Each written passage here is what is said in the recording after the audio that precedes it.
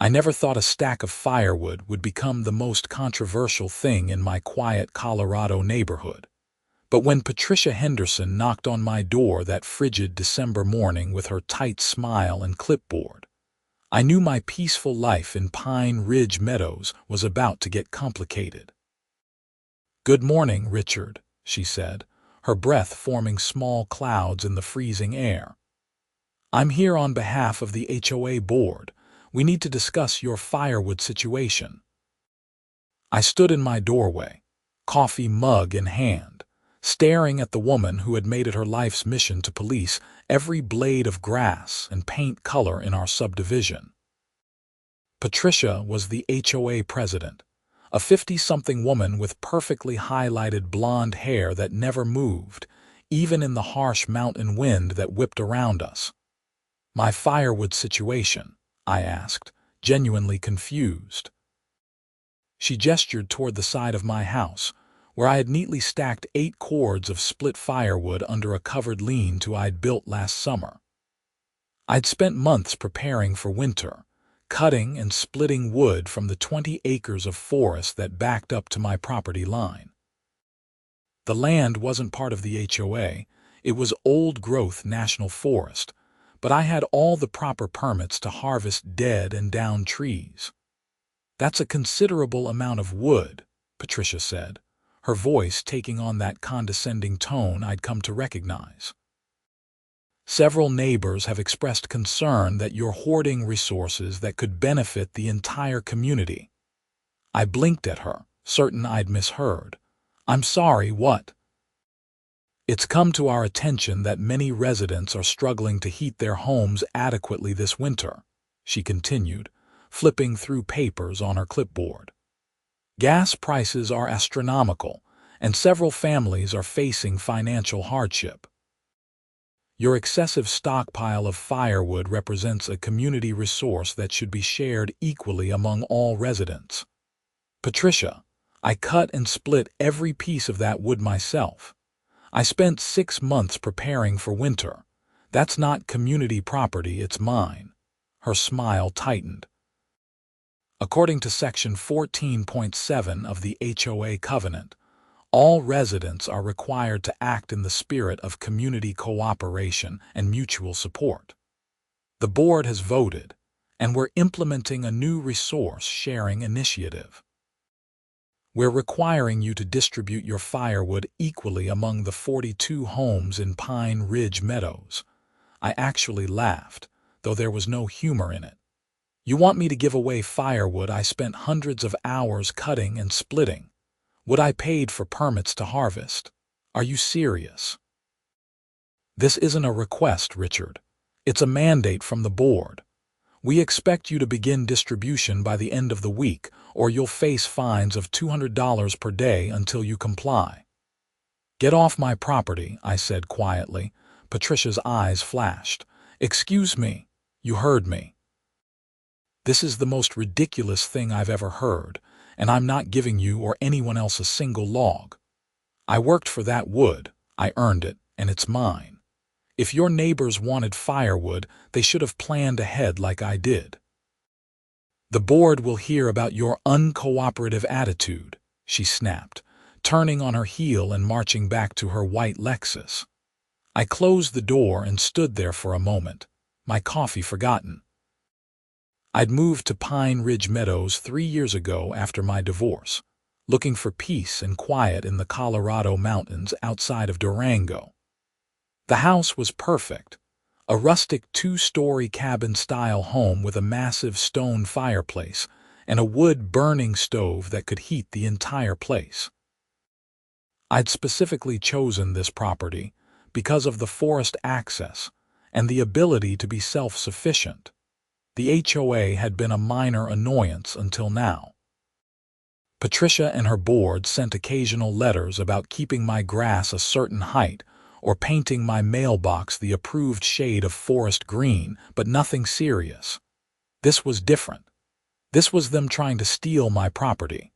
I called my lawyer that afternoon. Martin Richardson had handled my divorce and came highly recommended.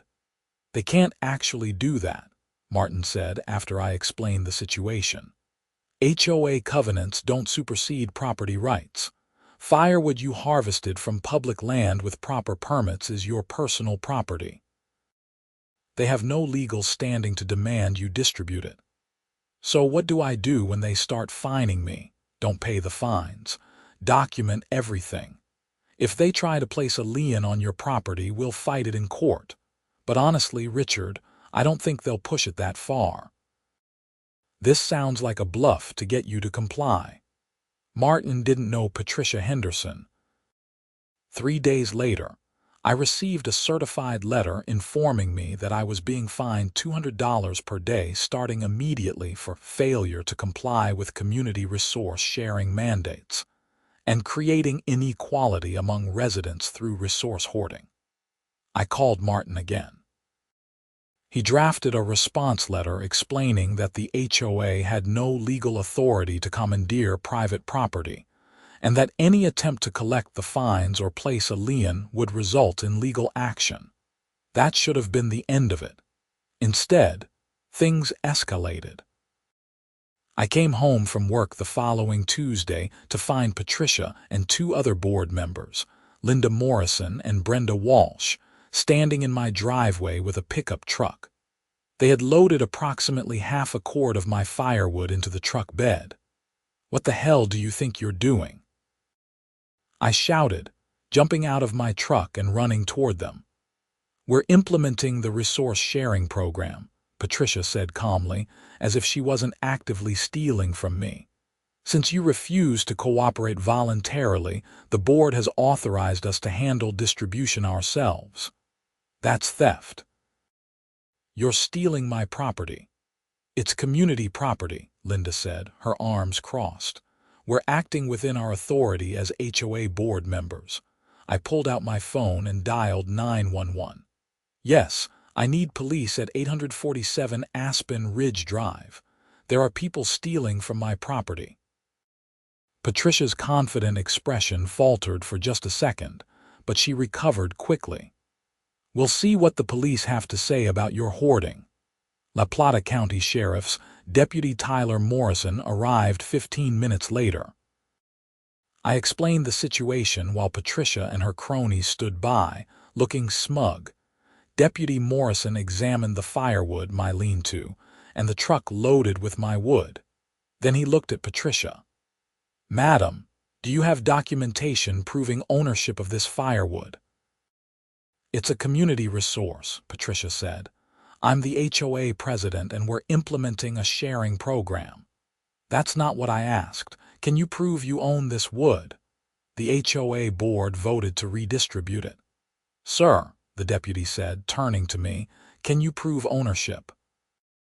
I showed him my receipts for the harvesting permits, photos of me cutting and splitting the wood over the past 6 months, and even time-stamped images from my phone showing the progressive building of my woodpile.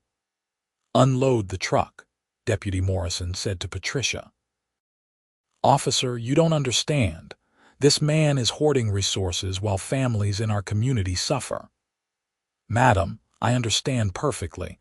That's his wood legally harvested and stored on his property. You're removing it without permission. That's theft. Now unload the truck, or I'm going to arrest all 3 of you." The looks on their faces were priceless. Linda and Brenda immediately started pulling wood from the truck, but Patricia stood frozen, her face turning red. "This is outrageous," she sputtered. "We have authority over community resources. You have authority over common areas and enforcement of covenant rules, not personal property. Unload the truck. Now." It took them 20 minutes to put all the wood back, and Deputy Morrison supervised the entire process. Before he left, he pulled me aside. "Document everything," he said quietly. "Take photos, keep records of all communications. If they try this again, call immediately. This is harassment, and if it continues, you can get a restraining order." "Thank you, Deputy. No problem. My dad's on the HOA board in his neighborhood. I know how crazy they can get." That night, I installed 4 security cameras around my property, covering all angles of my woodpile. I wasn't taking any chances. The next HOA board meeting was scheduled for Thursday evening. I normally never attended these things, but this time I showed up, armed with Martin's legal letter and printed copies of the property rights statutes. The meeting was held in the community clubhouse, a small building near the entrance of our subdivision. About 20 residents were there, which was more than usual. Word had spread about the Firewood conflict. Patricia called the meeting to order and immediately addressed what she called the resource inequality issue. As many of you know, she began, her voice carrying that self-righteous tone, we have a resident who has amassed a substantial quantity of firewood while many in our community struggle to afford heating. The board attempted to implement a fair distribution program, but this individual has refused to cooperate and even involved law enforcement to prevent community assistance. A few people murmured, and I saw some disapproving looks directed my way. I stood up. That's a very creative way to describe theft, Patricia. You're out of order. This is board business. This is my business when you're trying to steal my property. And since you're talking about it in a public meeting, I think everyone deserves to hear the facts. I explained the situation clearly, the months of work, the legal permits, the fact that I had invested hundreds of hours and my own money into preparing for winter. I explained how Patricia and 2 board members had attempted to take my property without permission. If anyone here wants firewood, I said, looking around the room, the National Forest is open to everyone. You can apply for the same permits I did. It costs $50 for up to 8 cords, but you have to cut it, split it, haul it, and stack it yourself. That's what I did. Nobody gave it to me, and I'm not obligated to give it to anyone else. Some of us don't have trucks, an older woman named Helen said, or the physical ability to cut wood. I understand that, and I genuinely sympathize, but that doesn't give anyone the right to take what I worked for. If I had won the lottery, would the HOA demand I share that equally with everyone too? That's different, Patricia snapped. How? Explain to me how it's different. I put in work, time, and money to acquire a resource. That resource is mine. The method of acquisition doesn't change property rights. A younger guy named Marcus spoke up. I hate to say it, but Richard's right. I didn't plan ahead either, and my heating bill last month was $400. That's on me, not on him. He worked for his wood. More murmurs, but this time they sounded more agreeable. Patricia tried to regain control.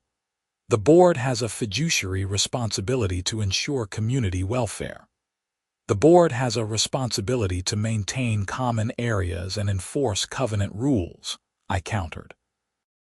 Not to redistribute private property. My lawyer has made that very clear in his letter to you, which you've apparently ignored. I distributed copies of Martin's letter to everyone in the room. Several people read it with interest, and I could see Patricia's support crumbling. The meeting devolved from there. Half the room argued that Patricia was overstepping, while the other half, mostly her close friends and allies, claimed I was being selfish. It ended with no resolution, but I felt I'd made my point. On my way out, Marcus caught up with me. Hey man, that took guts. Patricia's vindictive as hell. Watch your back. Thanks for speaking up in there. Just being honest. But seriously, she's going to come after you. She forced out the last guy who opposed her over some bullshit fence height violation, fined him into selling his house. That was concerning, but I dealt with difficult people before. I could handle Patricia Henderson. I was wrong. Over the next 2 weeks. I received violation notices for everything imaginable. My mailbox was supposedly 2.3 inches too tall. My trash cans were visible from the street for 14 minutes past the allowed time. My exterior house lights were the wrong color temperature.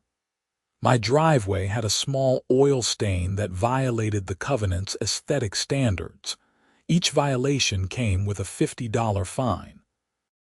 I documented everything and forwarded it all to Martin. "They're retaliating," he said. "This is harassment. We can fight this." "How long will it take?" "Months, probably. Maybe a year if it goes to court, but you'll win." I didn't want to spend a year fighting Patricia Henderson, but I also wasn't going to be bullied. I paid none of the fines and continued my normal routine. Then the temperature dropped. A massive cold front moved through Colorado in mid-January, bringing temperatures down to -15 at night. The entire state was gripped by an unprecedented cold snap. Natural gas prices spiked as demand soared, and the local utility company implemented rolling brownouts to conserve energy. My wood-burning stove kept my house at a comfortable 70 degrees while my neighbors shivered in 60-degree homes, trying to conserve expensive heating fuel. I felt a bit guilty, but not guilty enough to give away my wood. I prepared for exactly this scenario. Patricia knocked on my door again on a particularly brutal morning. She looked tired, and for the first time since I'd known her, her hair was slightly disheveled. "Richard, I'm asking you, person to person, to reconsider the wood sharing," she said, her tone less aggressive than before. "People are suffering, children are cold, elderly residents are at risk. Patricia, I'm not the villain here. I offered a solution at the meeting. Anyone can get a permit and harvest their own wood. The forest is still accessible. It's -10 degrees outside. No one can work in these conditions." I did. I cut most of my wood in February and March last year when it was just as cold. I planned ahead. "So you're just going to sit in your warm house and watch the community freeze?" "I'm going to sit in my house that I kept warm through my own preparation and hard work. What you're asking is for me to give away months of labor so people who didn't plan ahead can benefit from my effort. That's not fair, and you know it." "You're a selfish bastard," she hissed, her compassionate mask slipping. "And you're a bully who's used to getting her way. Get off my porch." She left, and I felt a mixture of vindication and unease. I wasn't a heartless person, but I also couldn't reward this kind of entitled behavior. That night, something happened that changed everything. I woke at 3 in the morning to the sound of my security camera alerts going off. I pulled up the feed on my phone and saw 3 figures in dark clothing loading wood from my pile into a truck. The license plate was obscured, but the body language looked familiar. I called 911 again and grabbed my coat. By the time I got outside, the truck was pulling away. I'd gotten clear video footage of everything. Deputy Morrison responded again, this time with another officer. I showed them the footage. "That's the 3rd truck," Morrison said, pointing at the screen.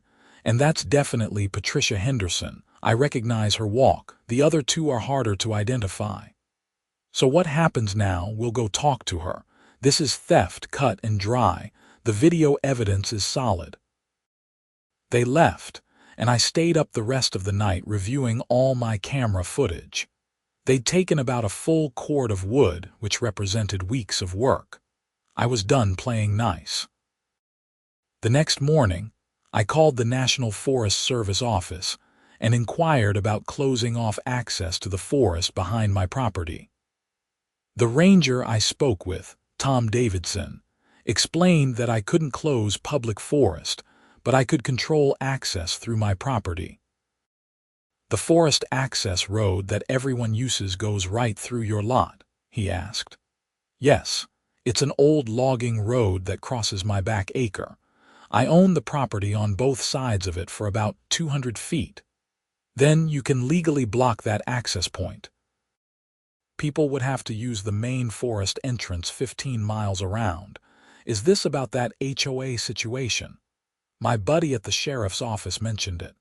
Word travels fast. Small community. Look, legally, you're within your rights. That road's on your property. If you want to gate it, you can." I thanked him and immediately contacted a fence company. I wanted a serious gate, something lockable and substantial. They could install it within 3 days. The next step was more drastic. I called every tree service company in the area that sold firewood. There were 5 within a 50-mile radius. I explained that I wanted to purchase their entire current inventory. "All of it?" the first company asked. "Everything you have in stock. I'll pay cash and I'll pay for delivery to a storage location." 3 of the 5 companies agreed. It cost me $18,000, but I purchased every split log they had available, approximately 22 cords of wood. I had it delivered to a secure storage facility in Durango that I rented for 3 months. The 4th and 5th companies had already sold out due to the cold snap, which was perfect for my purposes. I posted a cheerful update on the Pine Ridge Meadows neighborhood social media page. "Just wanted to let everyone know that I've secured the firewood supply for the winter. For those looking to purchase wood from local suppliers, you might want to check soon. Supply seems limited this year. Also, FYI, I'll be installing a gate on the forest access road that crosses my property this week. Anyone wanting to access that section of National Forest will need to use the main entrance off Highway 160.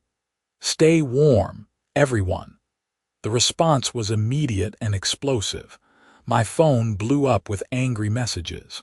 Patricia called me 6 times before I blocked her number. The HOA emergency meeting notification went out within an hour. But I wasn't done. I'd been thinking about Patricia's attempted theft, which the sheriff's office had confirmed was her based on the video evidence. She was facing criminal charges for theft, but that wasn't enough. I wanted to understand why she felt so entitled to my property. I started asking questions, talking to neighbors I'd never really engaged with before. Marcus was a goldmine of information. "Patricia's on a power trip," he told me over coffee at his place. "But it's more than that. She and her husband invested heavily in natural gas futures last year, thinking prices would stay stable. When they spiked, they got crushed. I heard they lost over $200,000. They've been scrambling financially. So this whole community welfare thing is bullshit. She wanted your wood for herself and her closest friends. The sharing program was going to prioritize board members and their allies. Everyone else would get scraps. That made a twisted kind of sense. Patricia wasn't some misguided do-gooder. She was trying to solve her own heating crisis at my expense. The emergency HOA meeting was scheduled for the following evening. The notice stated it was to address community access issues and resource hoarding that threatens neighborhood safety. I showed up with Martin this time. The clubhouse was packed. Every seat was filled and people stood along the walls. The energy in the room was tense. Patricia banged her gavel, looking haggard. The theft charges had clearly shaken her, though she was still out on bail. "This meeting is called to address Richard Xavier's actions, which are creating a safety hazard and limiting community access to public resources." Martin stood before she could continue. "I'm Martin Richardson, Mr. Xavier's attorney. Before this meeting proceeds, I want to make several things clear. First, my client has broken no laws and violated no legitimate HOA covenants. Second, any attempt to fine him or place a lien on his property will result in immediate legal action. Third, Miss Henderson is currently facing criminal theft charges for attempting to steal my client's property. Perhaps the board should reconsider who the actual problem is here." The room erupted. People shouted questions. The board members looked panicked. Patricia banged her gavel repeatedly. "Order. We need order. You need to resign," someone shouted from the back. It was Helen, the older woman from the previous meeting. Patricia, you've gone too far. You tried to steal from a member of our community. You're facing criminal charges. You need to step down. I was acting in the community's interest. You were acting in your own interest, Marcus said, standing up. Everyone knows you and Gerald are having money problems. This was never about helping the community. It was about solving your own heating issues. Patricia's face went crimson. That's a lie. I have always put this community first. Then explain why the proposed sharing program had a priority system that put board members at the top, another voice called out. I didn't know who said it, but several people nodded in agreement. The meeting descended into chaos. People demanded Patricia's resignation. Others defended her, claiming she'd always been a dedicated community servant. The other board members tried to distance themselves from her decisions. Martin leaned over to me. This is going better than I expected. Is it? It feels like a disaster. For her, yes. For you, this is perfect. The community is turning against her. He was right. By the end of the meeting, a motion was made to hold a special election for new board members. It passed with overwhelming support. Patricia tried to maintain control, but she'd lost the room completely. As people filed out, several neighbors approached me. Some apologized for assuming I was the problem. Others thanked me for standing up to Patricia's overreach. A few still thought I was selfish, but they were in the minority. The fence company installed my gate 2 days later. It was beautiful, solid steel with a secure lock. I posted photos on the neighborhood page with a simple caption, "Gate installed. Thanks to everyone for their understanding regarding private property rights." The complaints rolled in, but they were directed at me on social media, not through any official channels. People whined about the extra 30-minute drive to access that section of forest. Some called me petty and vindictive. I didn't care. I'd made my point.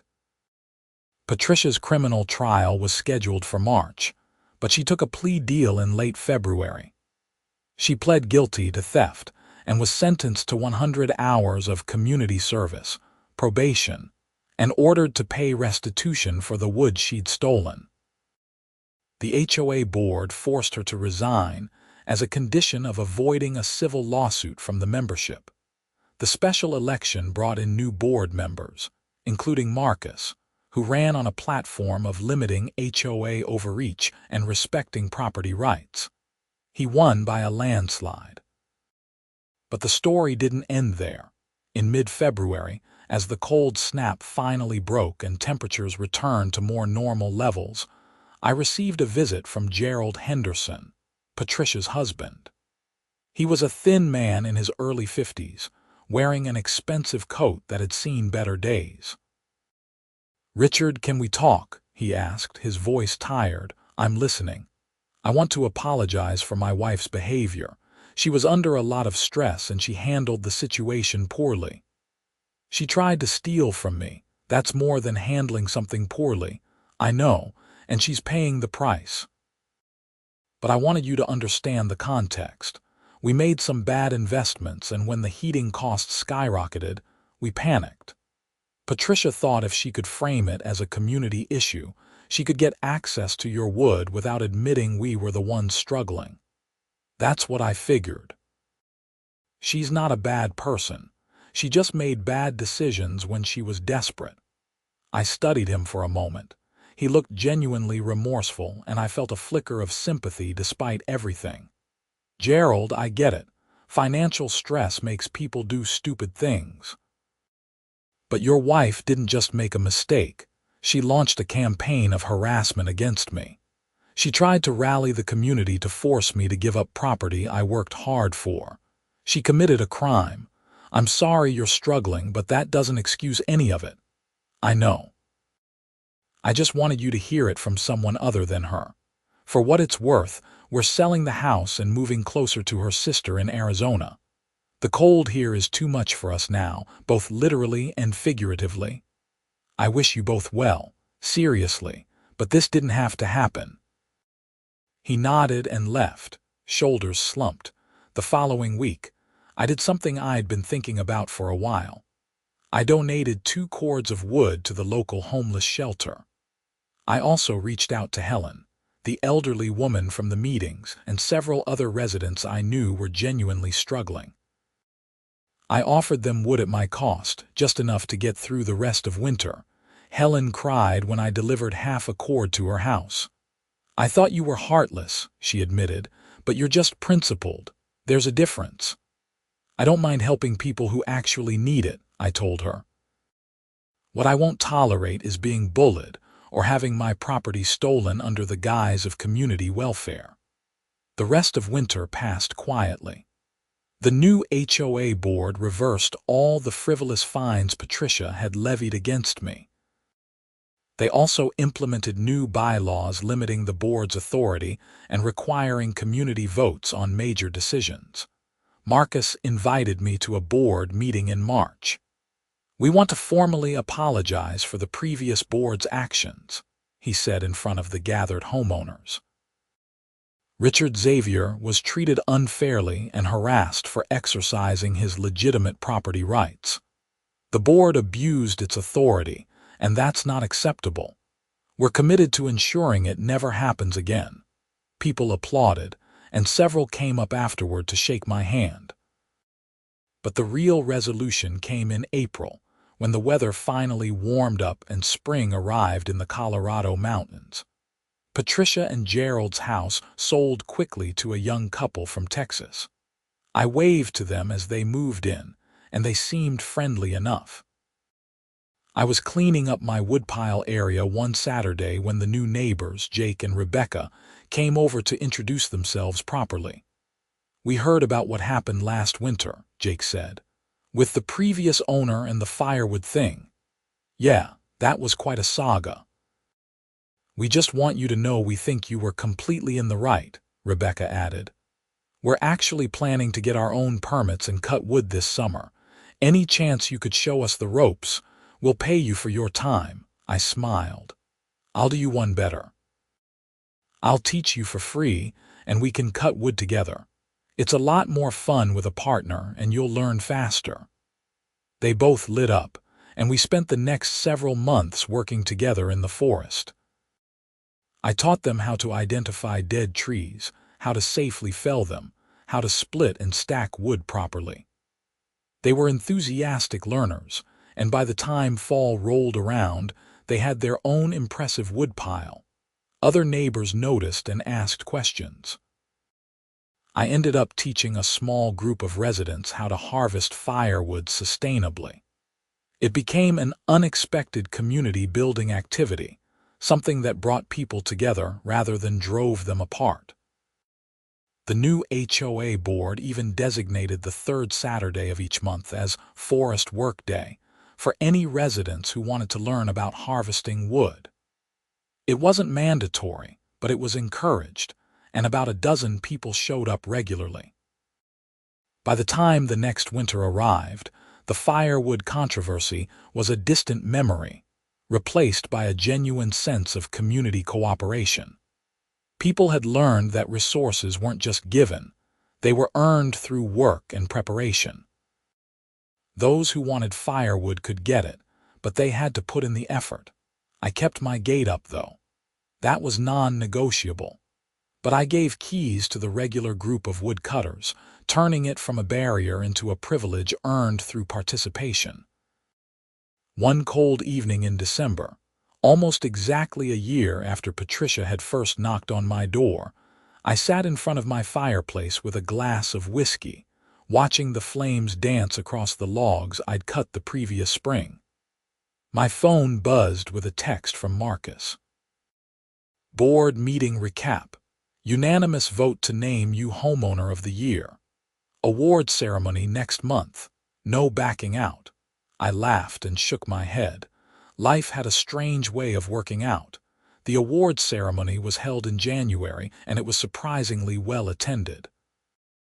The new board president, a retired teacher named Dorothy Mills, gave a speech about how the firewood conflict had forced the community to reconsider what HOA governance should look like.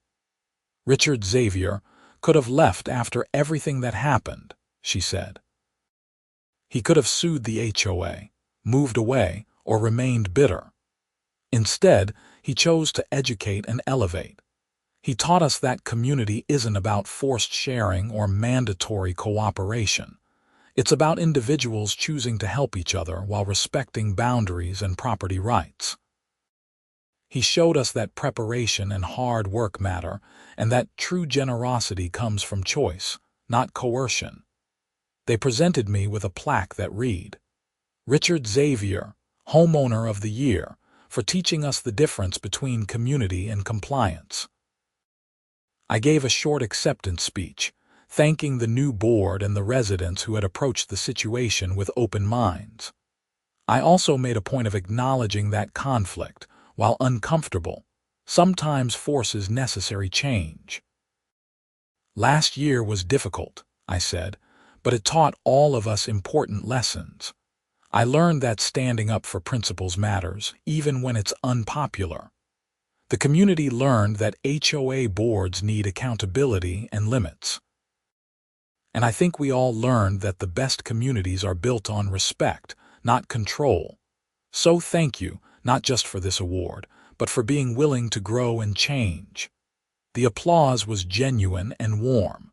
After the ceremony, Jake and Rebecca hosted a small gathering at their place. About 15 people showed up, including most of the regular wood-cutting group. We shared food, drinks, and stories about the previous year. Helen pulled me aside at one point. "You know what I appreciated most about how you handled everything?" she asked. "What's that?" "You didn't gloat.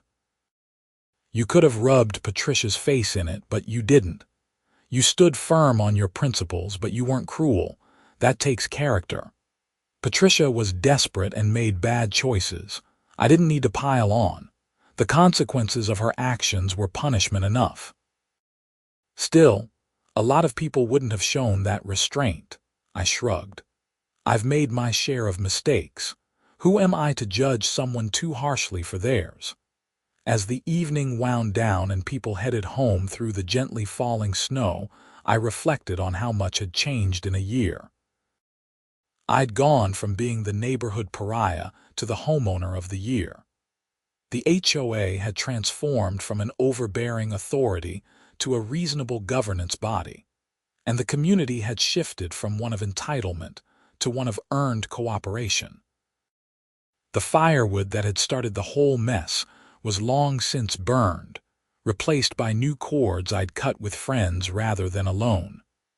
My lean-to was still full, but now it represented something different. It wasn't a symbol of hoarding or inequality. It was evidence of preparation, hard work, and the kind of self-sufficiency that made voluntary cooperation possible. I drove home that night thinking about the strange journey I'd been on. A simple woodpile had become a battleground for competing visions of community. Patricia had seen it as something to be controlled and redistributed. I'd seen it as personal property earned through effort. The community had ultimately sided with property rights and individual responsibility, but they'd also learned the value of helping each other voluntarily. The gate at the back of my property still stood, but it was no longer a barrier. It was a reminder that boundaries matter, that property rights are fundamental, and that true community respects those principles while still finding ways to cooperate and support each other. As I pulled into my driveway and saw the warm glow of my porch light reflecting off the snow, I felt something I hadn't felt in years: genuine contentment. I was home, in a community that had learned hard lessons but emerged stronger. The firewood controversy had forced uncomfortable conversations and difficult changes, but the result was a neighborhood that functioned better, respected individual rights more, and cooperated more genuinely. I went inside, added a log to the fire, and settled into my favorite chair. Outside, the temperature was dropping into the single digits, another cold front moving through the Rockies. But inside, I was warm, comfortable, and at peace. My phone buzzed one more time. It was a message from an unknown number. I almost didn't open it, but curiosity got the better of me. "This is Patricia Henderson. I wanted to say I'm sorry for everything. I was wrong, and I handled the situation terribly. I let pride and desperation turn me into someone I'm not proud of. I don't expect forgiveness, but I wanted you to know that I've learned from this experience. I hope you and the community are doing well. Take care." I stared at the message for a long time. Part of me wanted to ignore it, to let the past stay in the past. But another part of me, the part that had learned something about grace and second chances over the past year, wanted to respond. I typed back, "Thank you for reaching out. I hope Arizona is treating you and Gerald well. Everyone deserves a fresh start. Take care of yourself." It wasn't forgiveness exactly, but it wasn't condemnation either. It was acknowledgement, closure, and a willingness to let old wounds heal. I put the phone down and watched the fire. The logs crackled and popped, releasing heat that spread through the room. Each log represented hours of work, of planning ahead, of preparing for challenges I knew would come. But they also represented something else now. The foundation of a community that had learned to balance individual rights with collective welfare, that had learned the difference between forced compliance and voluntary cooperation. The next morning, I woke to find 6 inches of fresh snow on the ground. The weekend forecast called for more cold weather, but I was prepared. I'd cut enough wood for myself and had extras set aside for anyone who might genuinely need help. The storage facility in Durango still had 15 cords I'd purchased during the controversy, which I'd been gradually distributing to families in need throughout the county. Completely outside the HOA drama, Rebecca texted asking if I wanted to join them for breakfast. "Jake's making his famous pancakes, and we wanted to run something by you." I drove over to find their kitchen warm and smelling of bacon and maple syrup. Jake was indeed making enormous stacks of pancakes while Rebecca set the table. "So what's up?" I asked, settling into a chair with coffee. "We've been thinking," Jake said, flipping a pancake with practiced ease. "That storage facility you've been using, the one with all the extra firewood, we want to turn it into a community resource, but do it right this way." "How do you mean?" Rebecca pulled out a notebook covered in sketches and notes. "A cooperative. People who want access to the wood contribute work hours, either cutting in the forest or splitting and stacking at the facility. Everyone who puts in labor gets a share proportional to their contribution. No free rides, no entitlement, just honest work for honest resources." "That's actually a great idea," I said, genuinely impressed. "You'd need to set up a proper organization, maybe a nonprofit, to handle the legal side." "We were hoping you'd help us get it started," Jake said, bringing plates of pancakes to the table. "You've got the experience, the knowledge, and honestly, the credibility after everything that happened last year. People trust you." I thought about it while demolishing a stack of pancakes that could have fed a small family. The idea had merit. It would formalize what we'd been doing informally with the forest workdays, and it would create a sustainable model for resource sharing based on contribution rather than entitlement. "I'm in," I said finally. "But it has to be completely separate from the HOA. This is voluntary, opt-in only. The moment it becomes mandatory or the HOA tries to take control, I'm out." "Agreed," they said in unison. Over the next several months, we built the Pine Ridge Firewood Cooperative. We filed the paperwork to establish it as a nonprofit, set up a simple membership system, and established clear rules. 1 hour of work equaled 1/5 of a cord of wood. Members could work as much or as little as they wanted, and the wood they earned was theirs to keep, use, or even sell. The response was overwhelming. Within 2 months, We had 42 members from Pine Ridge Meadows and surrounding areas. We organized regular cutting days in the National Forest, held splitting parties at the storage facility, and even brought in a professional arborist to teach workshops on tree identification and sustainable harvesting. The cooperative became more than just a source of firewood. It became a genuine community organization that brought together people from different backgrounds and income levels, all working toward a common goal. Wealthy retirees worked alongside struggling young families. Experienced outdoorsmen taught city transplants. Everyone contributed according to their ability, and everyone benefited according to their effort. The HOA board loved it because it solved the heating cost issue without requiring any board involvement or authority. Residents loved it because it was fair, transparent, and empowering.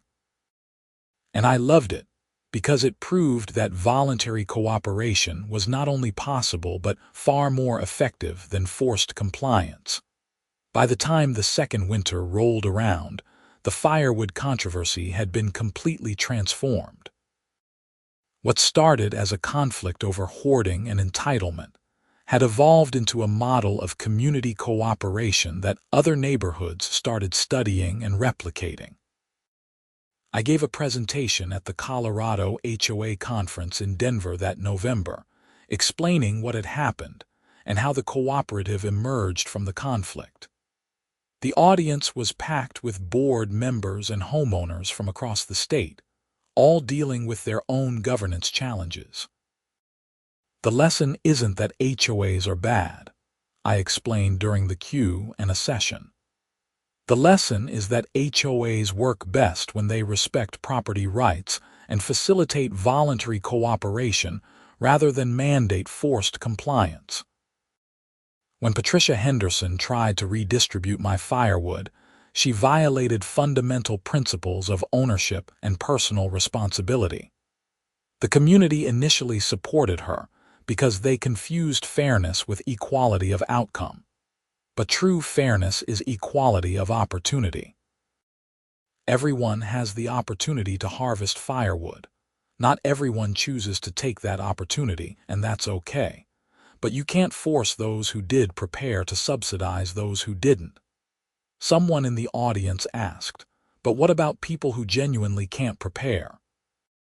The elderly, the disabled, those with financial limitations. That's where voluntary charity comes in, I responded. The cooperative has a hardship program funded by donations from members who want to contribute extra. We provide wood to people who genuinely can't do the work themselves. But that's a choice we make as individuals, not something mandated by a governing authority. The difference matters. When you force people to give, you breed resentment. When you empower people to choose generosity, you build genuine community. The applause suggested the message resonated. After the conference, several HOA presidents approached me with their own stories of overreach and conflict. A common theme emerged. Most HOA problems started when boards forgot they were service organizations, not ruling authorities. They were meant to maintain common areas and enforce reasonable standards, not control every aspect of residents' lives. I returned to Pine Ridge Meadows with renewed appreciation for how far we'd come. The new board under Dorothy's leadership had rolled back dozens of overly restrictive rules. They'd reduced fines, implemented transparent decision-making processes, and created mechanisms for homeowners to challenge board decisions. The result was a community that felt more like a neighborhood and less like a bureaucracy. One evening in late December, almost 2 years after the initial confrontation, I was splitting wood at the cooperative facility with a group of members. The sun was setting behind the mountains, painting the sky in brilliant shades of orange and pink. The temperature was dropping, but the physical work kept everyone warm.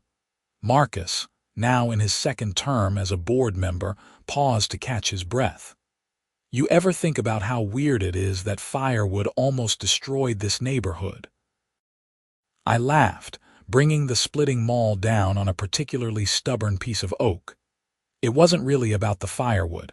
It was about control versus freedom, entitlement versus responsibility. The wood was just the catalyst. True, but still, who would have thought? Jake, working nearby, chimed in. My dad always said that the true measure of a community is how it handles conflict. Do people dig in and make it worse, or do they find a way to grow from it? Pine Ridge chose growth. Not without some pain first, I reminded him.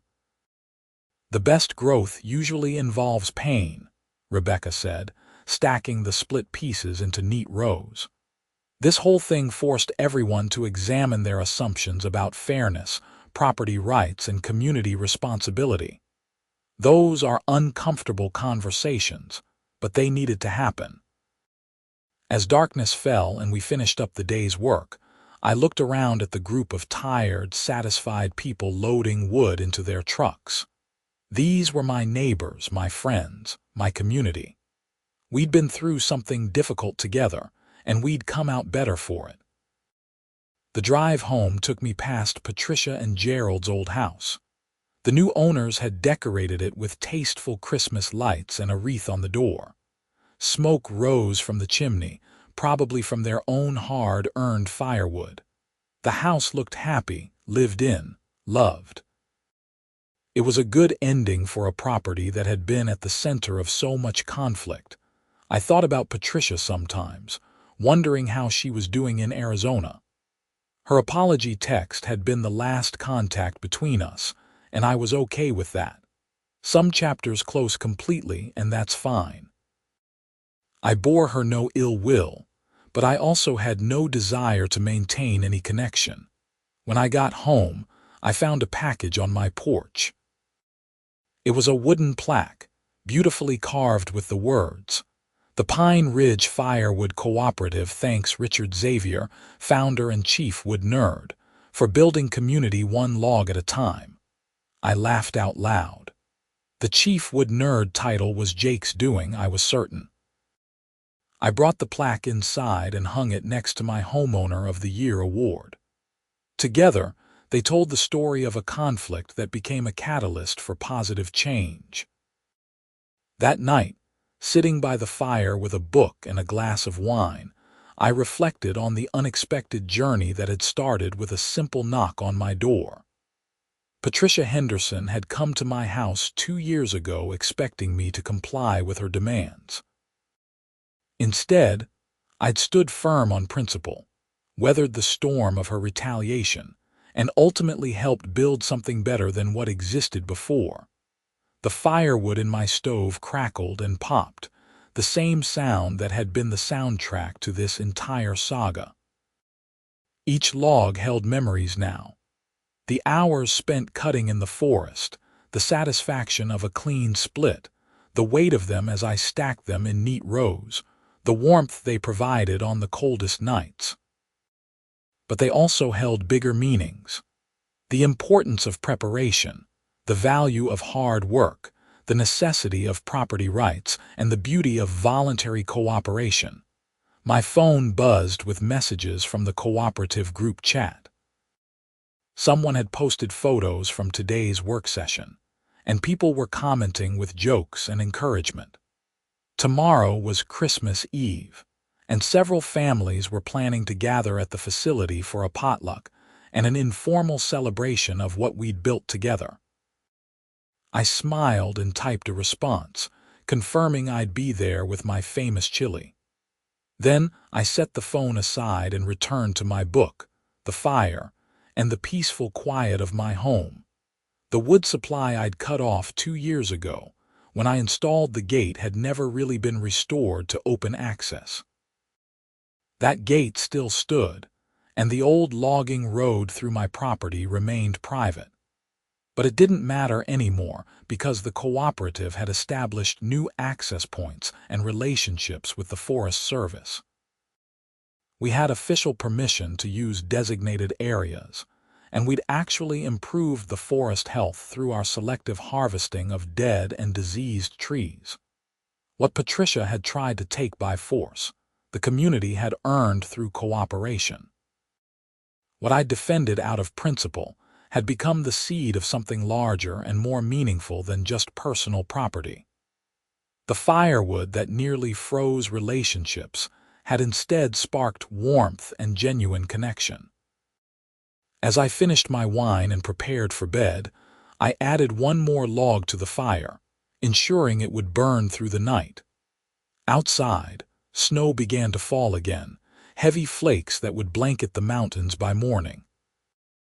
Inside, I was warm, secure, and content in the knowledge that sometimes the hardest conflicts lead to the best outcomes. The story of Richard Xavier and the Great Firewood War of Pine Ridge Meadows had become something of a legend in our corner of Colorado. People told it at parties, used it as a cautionary tale at HOA conferences, and cited it as an example of how property rights and community welfare don't have to be in opposition. But for those of us who lived through it, the story was simpler. It was about standing up for what's right, even when it's hard. It was about the difference between forced compliance and voluntary cooperation. It was about respecting boundaries while still finding ways to help each other. And ultimately, it was about learning that the best communities aren't built through mandates and control, but through respect, reciprocity, and the freedom to choose generosity rather than having it demanded. The fire burned low as I drifted off to sleep, warm and comfortable in my mountain home, surrounded by a community that had learned these lessons the hard way but had learned them well. Tomorrow would bring new challenges, new opportunities, and new logs to split. But tonight, all was calm, all was warm, and all was right in Pine Ridge Meadows.